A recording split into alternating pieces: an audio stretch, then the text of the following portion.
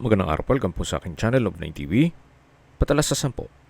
Meron po ba kayong mga properties na napapabayaan or non-performing assets? Plan nyo ibenta, pero wala kayong oras sa pagbenta nito.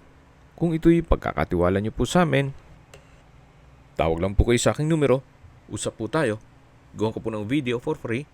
Yes, libre po, wala po kayong babayaran. Tutulungan pa namin kayong mabenta ang inyong property. Kami na po pala sa marketing, sa boosting or paid ads. Even sa tripping, hindi na po kayo mapapagod sa pag-entertain ng mga buyers. Kami na po bala sa lahat. Tawag lang po kayo.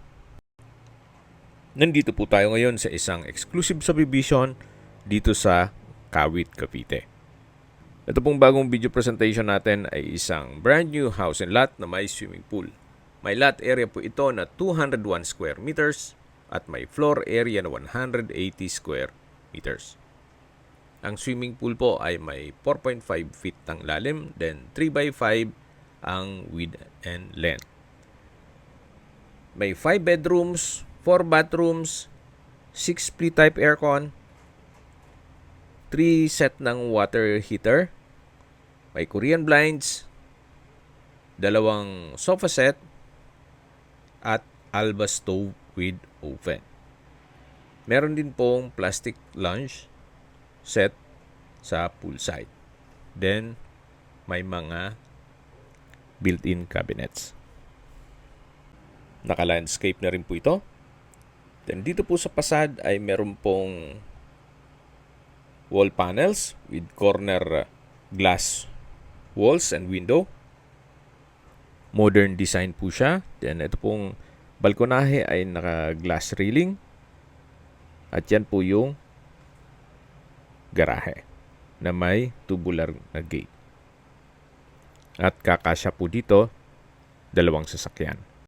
Lahat pong glass windows ay parang frameless design. Hindi nyo po makikita yung frame niya. Then dito naman po ay may stainless gate. Ito po yung daan o meron pong setback dito papunta sa service area at swimming pool. Yan po yung mga split type aircon. Pali-anim po yan at brand new. May pagbabago lang po sa plano ni owner kaya pinebenta nila ito. So dito po yung dirty kitchen na may countertop at double stainless sink at ito po yung swimming pool. Meron na rin pong landscape at paikot na rin po ang concrete fence. Sa dulo po ay merong sliding glass door. Mamaya po ikutan natin ulit yan. So yan po ulit yung dirty kitchen. Then meron pong storage dito. At babalik po ulit tayo dito sa may garahe. Yan po yung gate. At dun tayo pumasok kanina sa may pedestrian gate. Tunghayin nyo po ulit itong fasad na kung saan napakaganda po ng disenyo. Ito po'y modern design. Ulitin ko po, ito pong bahay ay may 5 bedrooms, 4 bathrooms, then semi-furnished na po ito. At tungkol naman po sa dokumento nito, ito po'y titulado, buhay po ang may-ari, kaya wala po kayong maging problema sa documentation o sa transfer ng title. Ito po yung main door kung saan ito ay solid wood at welcome po dito sa bahay ni Ma'am at Sir. Ito po yung living area o salas na kung saan meron na rin pong sofa set, may TV, then may split type aircon, flute type wall panels, then premium tiles ang ginamit dito sa flooring, at ito pong ceiling ay napaganda ng disenyo, may mga pin lamps. Dito naman po yung dining area. Then, sa dulo yung tinutukoy ko na sliding glass door papunta sa swimming pool. Dito naman po yung formal kitchen na meron pong drop lights, kitchen countertop, Alba gas range and oven, at may range hood, may modular kitchen cabinet, kitchen window, meron din pong mga outlet, at sa baba po ay may storage ng kitchen utensils. Dito naman po yung double stainless sink with faucet at malaking kitchen window. Then meron pong refrigerator na rin na brand new. Check po natin itong first bedroom. Kung sakali man po na meron kayong PWD or senior citizen sa pamilya, ito po yung para sa kanila. Meron na rin pong split type aircon, dalawang glass window with blinds, then wooden design itong tile flooring. So sa spasyo, sakto lang. Hindi naman siya ganun kaliit at hindi naman ganun kalaki. Meron din po itong sariling toilet and bath. Naka-PVC bathroom door. Then bathroom countertop. May hand wash basin with vanity mirror. Water closet with bidet. May bathroom cabinet. Tile bathroom wall. Wall-mounted glass rack. At stainless towel holder. Okay, labas na po tayo para check natin yung ibang parte nitong bahay. Yan po ulit yung formal kitchen na naikutan natin kanina. Then dito naman po yung dining area na may dining set. Then dito naman po yung sliding glass door na tinutukoy ko kanina. At ito po yung swimming pool. Sa disenyo po nitong property, pwede po itong maging income generating. Yan naman po kung nasa trabaho pa kayo o nasa ibang bansa na gagawin yung investment pa lang to, pwede nyo pong ipasok sa Airbnb para maging income generating. Yan po yung opinion ko lang naman. Depende yan sa assessment nyo kung anong magiging purpose nyo once na na-acquire nyo ito. Ito po ulit yung living area o salas. Yan po yung sofa set at split type aircon. Ito pong hagdan ay naka-wooden staircase, tubular handrail at glass railing. Meron din pong corner glass window na nag-serve as natural sunlight. So, yan po yung tinutukoy ko na parang frameless sa labas. Yung disenyo. Then, meron din pong chandelier. Dito po sa loob makita yung frame ng window. Then, sa labas, parang all glass lang siya. So, akyat po tayo. Samahan niyo po ako. Then, nandito po tayo sa family area. Meron na rin pong sofa set na kung saan free na rin po yan. Naka-tile flooring at nandito na po tayo sa mga kwarto. So, bali po, ito po ay yung pangalawang kwarto dito sa buong bahay. Meron na rin pong bed frame and mattress, split type aircon, wardrobe. So, kumpleto na po. At wooden design din itong tile flooring.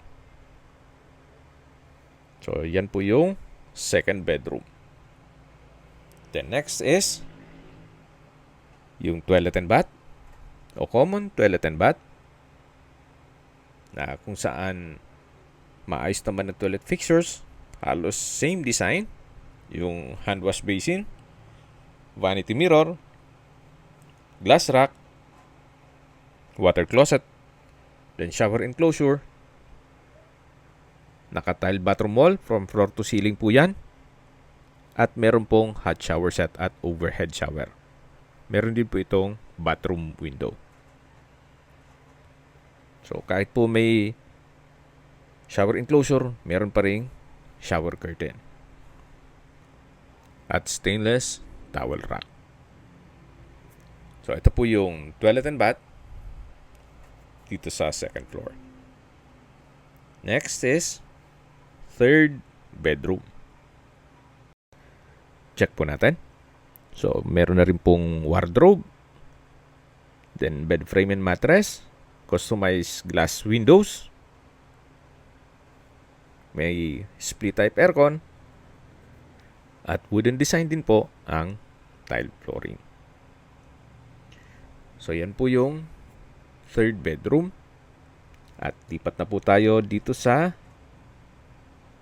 kabilang kwarto na kung saan ito po yung pang-apat o fourth bedroom. May split type aircon.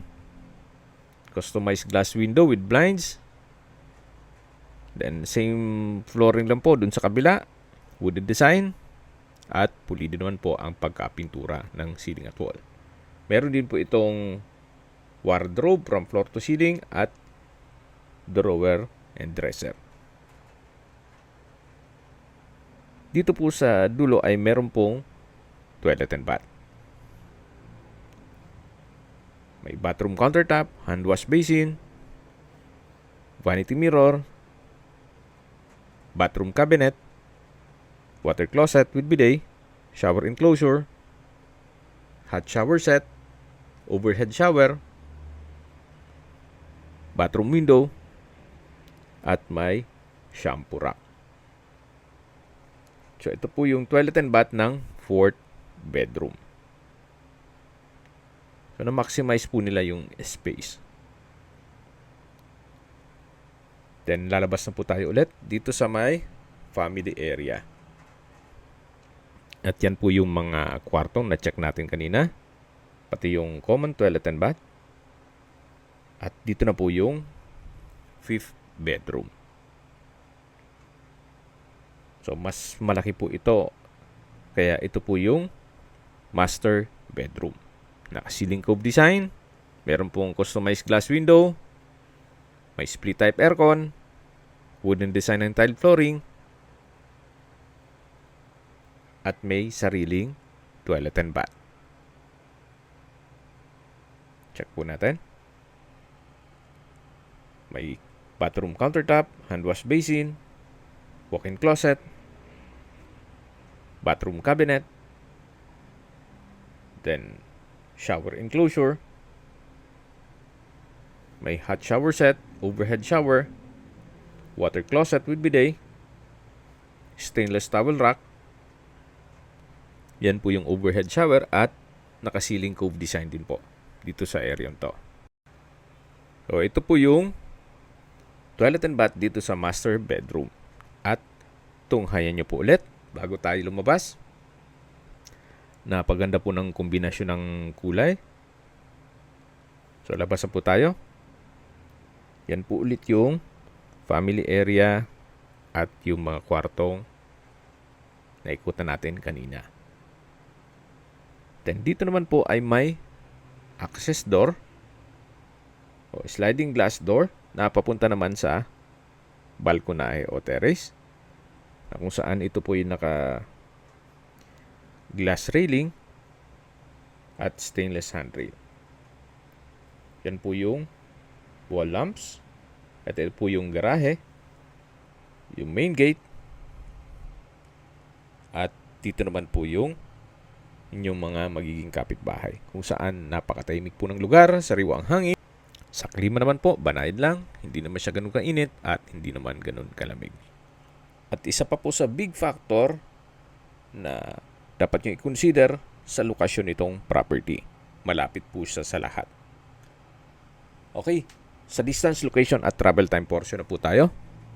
Mula po sa highway o sa Pure Gold Kawit, Burger King, McDonald's, Wilcon Depot, even sa BIR, local mall, All Home Kawit, Mang Inasal, mga coffee shop, Jollibee, SNR Pizza, Wendy's,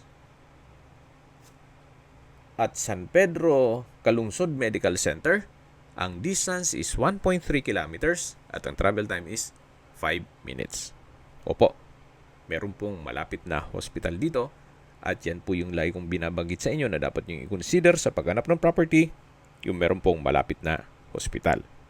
Hindi ko naman po sinasabing sakitin kayo. Yan naman po for emergency purpose lang naman.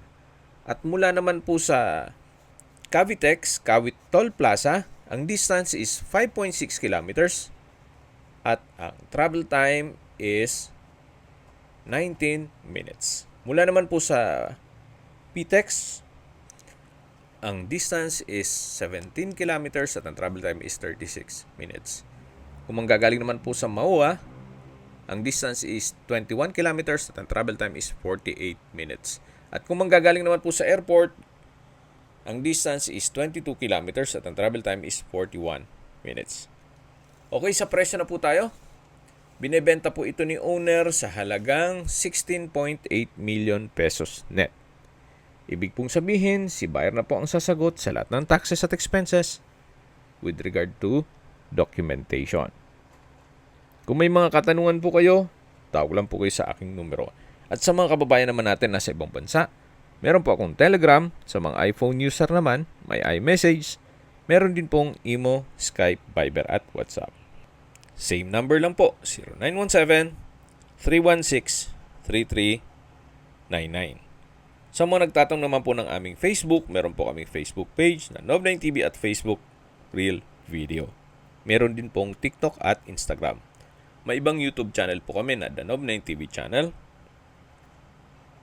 Nov9TV Listings, Nov9TV On The Spot, Nov9TV Updates, at Nov9TV House Rental. Sana po naibigyan nyo ang video presentation. Paki-like and subscribe na lang po sa aking channel para ma-update din po kayo sa aking future listings. Kung sakali po hanap nyo yung mas malaking sukat na lupa, meron din po kayong ibang listings na pwede nyo pagpilian. Huwag po kayong mag-atubiling tumawag sa amin, then let us know your budget para malaman namin kung anong property pwede naming ilok sa inyo. Sa lahat pong viewers, subscriber at nagtiwala po sa amin, salamat po sa suporta. Ingat po kayo lagi at yung pamilya. Maraming salamat po.